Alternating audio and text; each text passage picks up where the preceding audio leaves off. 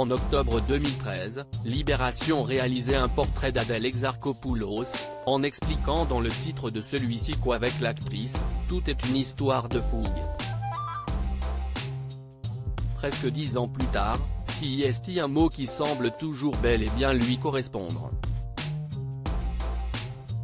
Il n'y a qu'à voir l'énergie et la folie qui se dégagent de son récent passage dans la 3e saison de LOL, qui rit, sort, l'émission présentée par Philippe Lachaud et diffusée sur Prime Video, dans laquelle des humoristes et comédiens, dont elle ou Pierre Ninet, ont pour mission de se faire rire les uns les autres. Le 22 mars dernier, alors qu'elle était invitée par Léna Situation dans son podcast Canapé 6 places, disponible sur Spotify, elle s'est justement exprimée sur son besoin constant d'être en action, et notamment sur son incapacité à rester concentrée à cause des nombreux fous rires qui prennent possession de son corps au quotidien.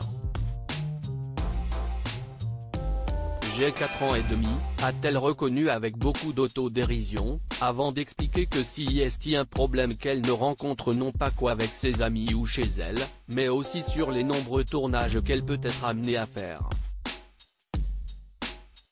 CIST horrible, a-t-elle confié à Léna Situation, avant de se souvenir de ce jour, visiblement plutôt récent, où un célèbre comédien a dû la recadrer sur un plateau. Je me suis fait gronder par François Cluzet la dernière fois. Je lui ai dit: tu sais que mon père ne m'a jamais parlé comme tu m'as parlé. Il m'a dit: tu arrêtes maintenant.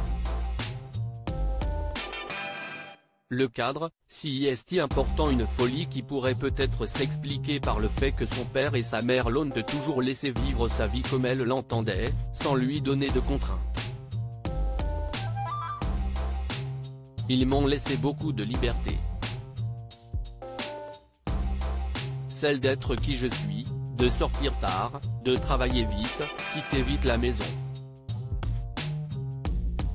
Révélait-elle récemment dans une longue interview accordée à Psychologie.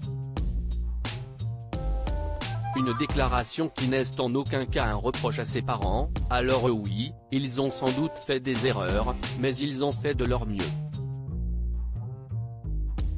Et ce mieux, c'était vraiment bien pour moi.